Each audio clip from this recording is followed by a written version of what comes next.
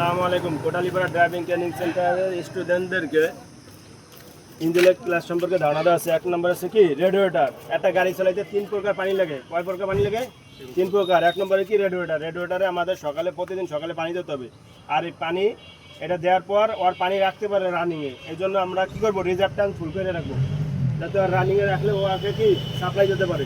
এই 1 নম্বর পানি। 2 নম্বর পানি কি অ্যাসিড পানি ব্যাটারিতে। আমাদের যেহেতু এটা পাউডার ব্যাটারি, এটা পানি লাগে না, কিন্তু যেগুলো অ্যাসিড পানি লাগে মুখ কালা, সেগুলো মুখে খুলে পুরা চেক দিতে হবে কোনটা কম আছে।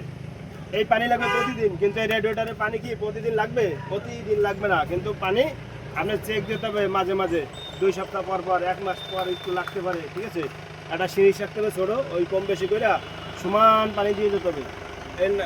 এই গেল 2 নম্বর পানি। 3 নম্বর পানি কি, এটা হচ্ছে ওয়েপার মেশিন দিয়ে আমরা যখন গ্লাসটা ধুই তখন ওয়েপারের মেশিনের জন্য পানি এইখানে রাখতে হবে। এটা আপনি প্রয়োজনে ব্যবহার করবেন, কিন্তু আপনি এটা রাখতে হবে। না রাখলে আপনি প্রয়োজন পড়লে কি আপনি ব্যবহার করতে পারবেন?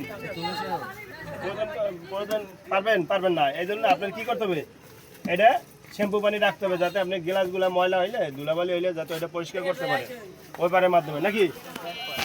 এই যে আমরা বুঝলাম 3টা পানি লাগে একটা গাড়ি চালাইতে সাধারণত। আবার একটা গাড়ি চালাইতে 5 প্রকার তেল লাগে।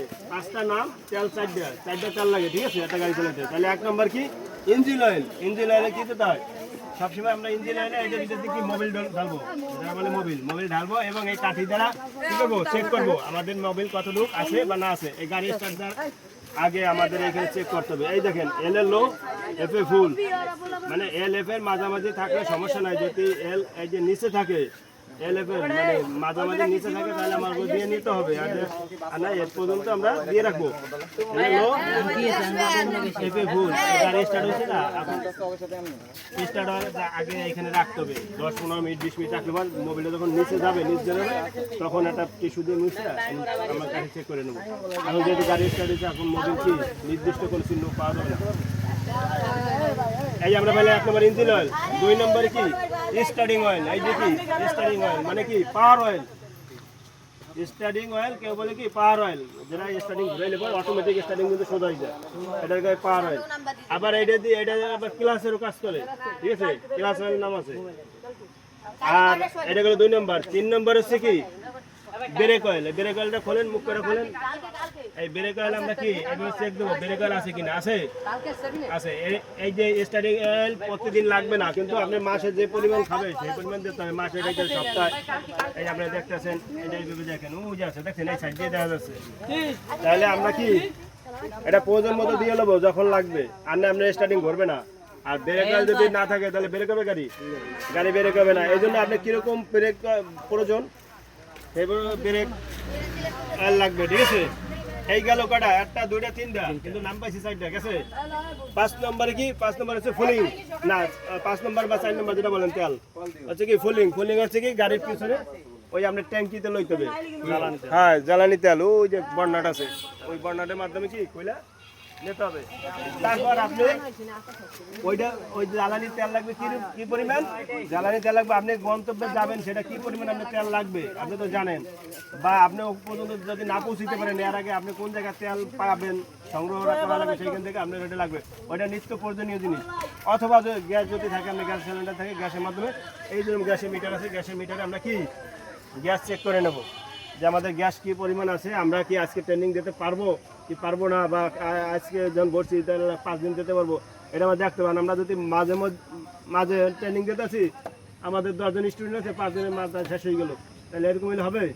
আমাদের আগে থেকেই দেখতে হবে যে 2 জন বা 1 জন দেওয়ার পরে আমাদের গ্যাসের সন্ধান করতে হবে যে গ্যাস আছে কোন জায়গা।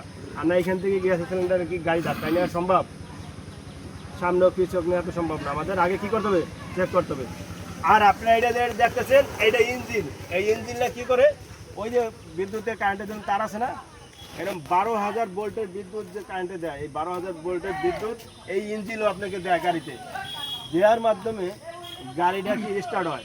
এই যে দেয় কিসের মাধ্যমে, এই যে ডিস্ট্রিবিউটার হচ্ছে কি ভাগ করা, এই ডিস্ট্রিবিউটারের মাধ্যমে এই দেখেন সকেটের মাধ্যমে কি ভাগ করে 2,000, 4,000, 8,000, 12,000 এরকম শর্ট করার মাধ্যমে গাড়ির ইঞ্জিনটা কি 100 মানুষের বেশি শক্তি নিয়ে 72টা নাট বল্টু ক্ষয় হয়ে কী করে গাড়িটা সামনের দিকে অগ্রসর হয়।